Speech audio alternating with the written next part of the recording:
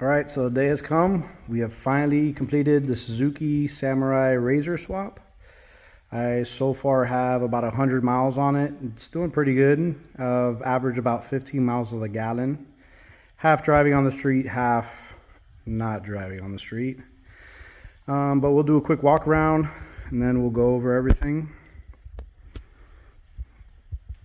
Washed it up a little bit. You can see I waxed it compared to all the other videos. And you can see the difference here. I bought a smaller buff pad for all the small stuff, but you can see how pretty good the hood came out. It's got somewhat of a reflection, and the side's got a pretty decent reflection. And then again, I got to buff all just the small stuff that the big buffer didn't reach. But she's looking pretty good. Went to a car show today. Everybody was really confused about the suspension and where the motor was. But we'll go over everything of what we did from the last video. I got some videos, in-car videos on off-road, and I got some videos that my son took from the outside. So we'll go over what we've done since the last video, and then we'll shoot to those videos. All right, so we'll start on the driver's side in the cab. You can see the new door panels. I took out all the plastic clips that were in the door. And then these are just 5/16 body clips. And then everywhere the original ones were, I added these. I probably could have skipped this one in the middle here, but I don't know, I wasn't thinking, I just did it. You gotta make sure it fits top to bottom perfect, because front to back, it could go over or under, but up and down, it fits inside of a recess. So both of them, I had to just trim here in the corner a little bit. I need to try to find new window handles. This one's not in the best of shape, and the passenger one doesn't match. So I need to get a matching set for that, because that would drive me crazy. Put new straps on, and now the doors are opening much farther. I don't know if the other ones shrunk or they kind of had like that bent shape to them, and it wasn't letting the door open, because before the door only opened about that much. And it was a pain in the ass getting in. Here we got our Kenwood amp. So this is pretty much the only thing you could adjust the volume, change the song. And then it's a 600 watt amp that's under the hood. I'll show you a little bit. And that is feeding two Scar Audio 8-inch speakers back here, which we'll go over in a little bit. But sounds great. When you're driving, this thing's so loud you really can't hear much. But if you're stopped or going slow through the trails, you could hear pretty good. We got the Dragonfire steering wheel. We had to put a 4-inch extension onto the adapter for the steering wheel, because the Rzr steering column's that short and this dash comes that far back. The other thing we had to do here is we had to extend the piece there with 2 angle irons so the shock could work for the adjustment. So that's another thing you're gonna have to do. And the other thing is the dash bar that goes here where this bar is, you're gonna have to notch it. I'll see if we can see it better on the other side, because here we got all the extra cable from the amp and it's a lot of stuff there. So we can see if we could see that. The other thing you're gonna have to do is the turn signal stock isn't gonna work anymore. So it's mounted right here, kind of behind the wheel, which is super easy. When you're holding the wheel, you just adjust it, horn, hazard, so it works pretty good there. And then that's just mounted to an existing hole to the dash support from the Rzr. Let me turn the light on, the dome light. Yeah, that looks better. That is the light that came with the Streetlegal kit for the reverse light. I made a bracket to adapt it and use that as the dome light. Here you can see the mic tuning. So all our switches are in there. I still have one extra one. I'm not sure what I'm gonna do with it yet. You could change the colors, change the brightness, all that stuff. So we got our reverse light that we could turn on. We got the high beam, low beam. The water is gonna be our windshield wiper fluid, wipers. It's just 1 speed, it's on high right now. Our dome light, and that's our front diff. I'll go over what you have to do to make that front diff work with the stock wiring, because this only feeds power and ground. It does not, or sorry, it only feeds power, does not feed ground. And I believe the reverse lights is also a ground trigger that turns that on. So I'll show you in the engine what we did to get that all to work. Filled in the AC hole here with the piece of ABS. This piece is ABS. It has a bracket on the back, which is what the screw's for, to support it so it's not flimsy. We got a USB here, working on the factory Polaris 12 volt. And that's pretty much it. You can see the dash there. So the steering wheel, the size and how close it is a little bit of a pain in the ass to see. So when I'm street driving, I usually tilt it up a little bit and I can see my turn signals up top real good. But then it's real close up top. But when you're driving on the street, you're not really going crazy. So it's not too big of a deal. But when I'm on the trails, I'll lower it some. And when I'm on the trails, I'm not really caring about turn signals. And there's also another green light behind this vent. So if you leave your turn signal on, you'll see this vent flashing green, kind of just a reminder to let you know you left it on. Here are the Apex seats. I really like them, super comfortable, but they are big, they're bulky. It's a little bit hard to get in between how high it is from the ground, the clearance you have from here to here, and then the clearance you have from here to here. So that is one negative. We got the seat belts mounted. For right now, we're using regular seat belts. I eventually want to add a harness bar, but that's what we got for right now. And I got the top on. I took the sun visor off because it hit me in the head about 2 times when I was on the trail, and I said enough of that. But I think the interior came out really, really nice. Looks pretty factory. The gauge fits in there perfect. I made this surround here out of the same ABS, so I'm really happy with the way all that came out.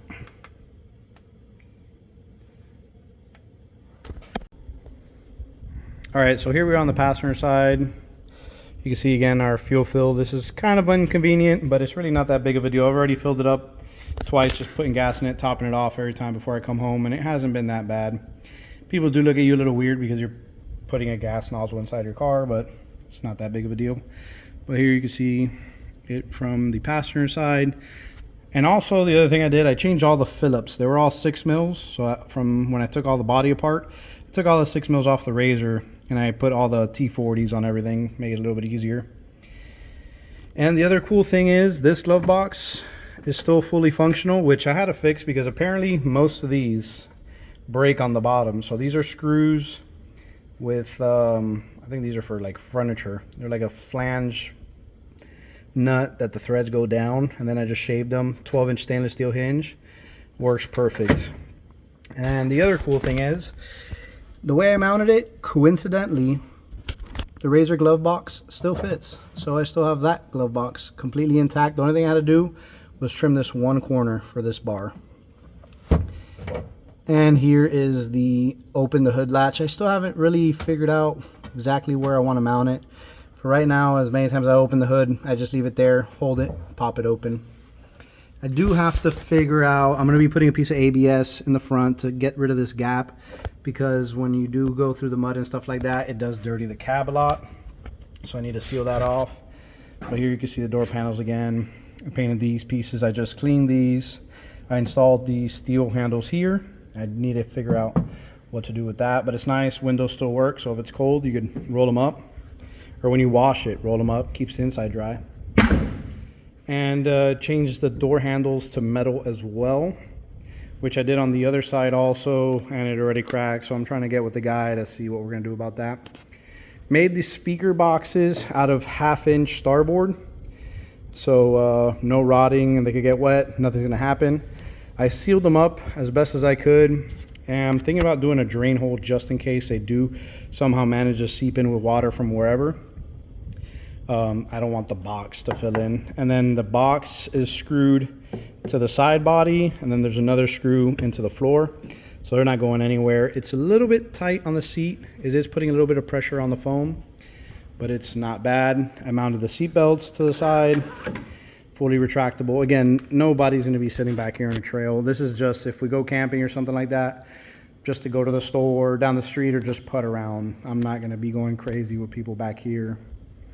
Same thing on this side with the speaker. These speakers sound really, really nice. Great clear sound, super, super loud. Really happy with it. I added this just universal trunk mat because the aluminum on this side over the exhaust does get a little bit warm. We'll go over how all this came out. You You can see here our wiring for the tag light, but let me take this out and then I'll show you the floor. All right, so here we have the back floor. It's pretty much 4 pieces total of sheet metal. I did want to do one piece and break the end and all that, but I didn't have a big enough piece. This is an existing piece from when I built my fence, so I didn't have to buy it. I had about 3/4 sheet left over. And so I decided to do it 3 pieces. And after I decided to do that, I realized there was no way I was going to be able to do it in a single piece. Because once you got all these pieces done, the roll bar, the factory, whatever you want to call that piece that has all the intake and, you know, behind the seats, it had to go crooked and then fit in here because you got to go back inside. So just getting the side pieces in were a real treat to figure out how to do that, but I finally got them in. So you got the 2 side pieces here, and then you got the middle piece that's underneath the 2 side pieces, and the middle piece is held on by the screws or the brackets for the rear seat, which I bought these in stainless because these are already starting to rust. And then the angled aluminum is holding everything down. These are also screwed into here, and then it's screwed into this back bar here, and then this plate is just hiding the drop, and then the other angle aluminum, and then these are screwed together with nuts, and then these are going to the factory mounts for, I believe it was a rear seat or something like that. There's 2 factory screw holes there that I used. But I think it looks pretty good. There's still a little bit of mud and stuff that comes up here through the cracks, but it's really not that hard to clean. I don't think I'm gonna seal it with anything because I don't want any moisture staying. I'd rather have a little bit of dirty here than having moisture, because that's usually what rusts the back of these. So that is gonna stay like that. You can see the light and the bumper. That light was a great idea on my part, but poor placement from the bumper, because here you can see it pretty good, but when you're driving behind it and you come lower, you can't see it that good. So the top is the turn signal and you can see it pretty good, but the bottom is the running light and brake light, so you can't see it. So I did have to add this separate light, and I kind of like it anyways because the Streetlegal kit takes your brake signal, sends it forward to the turn signal, and then it converts it back because it's just a 4-wire like a trailer. So it did take some time from when you inputted the brake for this light to turn on with a brake. And when you're in the trails or even on the street, you know, an emergency brake like that, and you have a 1 or 2 second delay, that could be the difference of an accident. So this light is instant. This light is being ran off my right light output, which was abandoned because this side only uses 1. And then here you can see how that step came out. You can see the new springs in there. Those are going to be the Fox upgrade for the 4-seater. So they got a little bit more weight capacity. And then you got that dual spring in there, which helps as well. And you can see it's not compressed. The factory ones were compressed from the get-go. I also added the Super ATV 3-inch lift. And that's why you see the shocks more straight. And I also added the bump stops. The bump stops were gone on all 4, which is weird because this bike only had 700 miles in about 50 hours. I don't know if these didn't come with bump stops or what. So I added these bump stops, and there's some kind of dog toy. It's called Kong. And apparently he made it off Volkswagen bus bump stop. His dog played with it. He liked it, and he made them. And apparently he makes a lot of money now doing them. So went to Tractor Supply, picked up 4 of the small ones, and they work great. You can see the bead locks look awesome on there. And one of the reasons we had to go with the lift kit was this bar here. I mean, there is really no other way to grab that factory roll cage to the frame without making some kind of hoop going to the Rzr frame. And I did want to attach that. I'm going to also add another roll bar attached to the Rzr frame and maybe attach it on the top as well. But for right now, that's pretty much the only thing I could think of to attach that. So before, I mean, right now I got like 6-inch clearance here, but before it was only about 3.5 or 4 inches of clearance. And that's the other reason we added the bump stop and all that. So that helped. And so far, it doesn't look like it's hit because the paint's all still there. And I've done some pretty hard writing, which you guys will see in a little bit.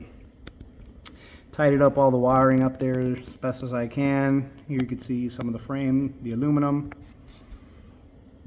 And then we got the Jeep rockers. These things look great. If you got any Suzuki and you want to save money, the long range off-road ones are really, really nice, but they're about 600 bucks if you want to get one with a step.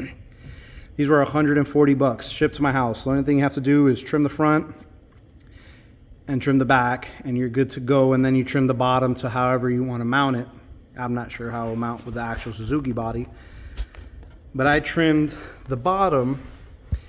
Then here we have a 3x3 angle iron, and that's mounted in the holes where the Nerf bars were. And then I got these bolts welded into some holes in the frame, so just in case this bolt for whatever reason packs out or breaks, it's still going to be supported by this bigger bolt in the hole. And then we bolted the angle iron to the rockers, so that's supporting the bottom.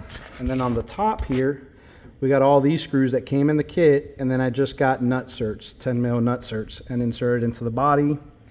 I sealed the holes and sealed the top as well, and I also put adhesive on the whole thing. So I mean, this is solid. You stand on this and nothing moves anymore. And you can see the crack in the door handle. The roof, front suspension. So the lift was also needed because here you can see there's a little bit of damage here from before the lift. If you would hit a hard bump and you were turned, or I was going up my septic tank trying to get it out of the driveway or something like that, the tires were hitting the fenders. So that was the other reason we had to add the lift. I'll show you what that looks like inside. Here you can see the dual springs again. The only thing that's weird about these, this collar moves depending on load, and then it hits these lock nuts. That way it limits how much this tender spring could compress. It makes a noise and it sounds like something is loose, and it's not very confidence inspiring, but so far I'm getting used to it. But they do handle great. They're not yellow. The silver looks nice, and you can tell they definitely are a little bit stiffer than the factory springs. And then here is where we're going to be covering this with some ABS to stop that dirt from going between the Samurai body and the Polaris body into the cab. And it also is taking a bunch of hot air into the cab as well from the radiator. But look at these wheels, man. I just love the machining on the bead lock, and they just left like that raw mill finish on them. Really like them. You can see the fenders are already starting to get a little bit of scratched up. You could hear it in the video hitting some trees and stuff like that. Put the LED lights. These are the same ones I actually put in my RV. Really like them.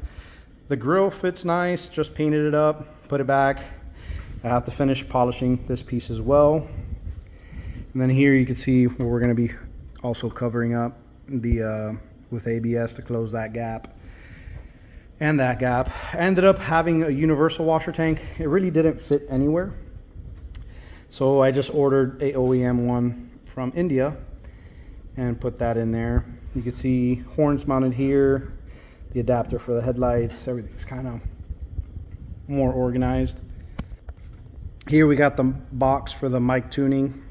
So everything on that switch panel is coming here. Is being fed directly from the battery, and the circuit breaker is in the battery that feeds this, so everything's protected here. These are all our outputs. So our outputs for the four-wheel drive and reverse light are positives coming out of this box. So what we're doing, we're sending it to a relay, and then that relay is converting that positive to negative signal going out to the ECU, and same thing over here. Positives going in, and is sending a ground to this little box here that is what controls the reverse light. And that is a power MAD. So if you got a Polaris or Rzr or whatever and you want to make your reverse lights work, power MAD little box thing is what you need. We mounted the Polaris pulse bar, so every time we add an accessory, it's a lot easier. You just put it here and you don't have to keep going to here. Even though we do have a lot of things going here, I did put the amp directly to it, and that is the feed, and then this box here. So I don't want to keep adding things to here. You can see where we mounted. The amp is right here, still halfway reasonably accessible, and we're running both 8s bridged. And then this is the connector here that's going to the controller inside. The other thing you're gonna have to add, which I found out way later in it, was you're gonna have to add a brace here. The whole body was great, nothing moved, everything's solid. But before, if you would grab the cab on the top, you would see the shifting here. So we added this bracket, and we added a bracket over here to the bar that used to hold the handlebar or whatever you want to call it. But that's pretty much it for in here. You could see that is the bracket for the Super ATV lift kit. Really nice kit, really great packaging. Wasn't too expensive, I don't think, for what you get. And everything's pretty much the same on this side. You can see how the gas cap came out. Looks pretty good. I mean, it doesn't go anywhere, but looks pretty factory from the outside. So we'll go to some in-car or in-truck videos of driving on the street. We'll do some trails. And then I got some videos that my son took from the outside. And that will pretty much be it for this one. Just got a couple details to get it really dialed in. And maybe I'll do a couple videos when we go to River Ranch and stuff like that, just so you can see how much fun this little thing really is. But I love this thing. It fits everywhere. Wherever a Rzr fits, this thing's gonna go too. And I don't know if anybody's noticed, but the Camaro is gone, and this is a replacement. Cadillac ATS-V.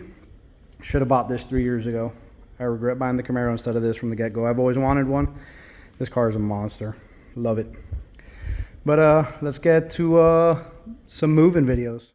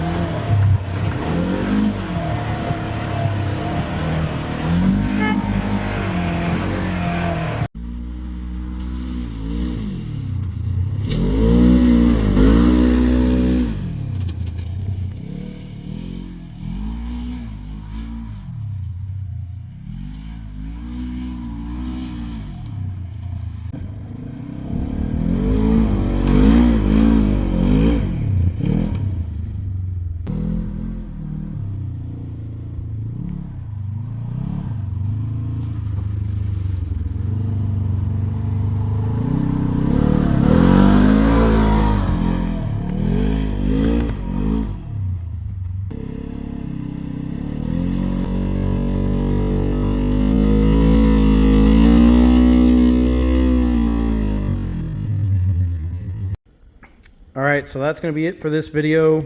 If you like it, hit that like button, help other people see it, share it, send it to your friends. Maybe they want to do it.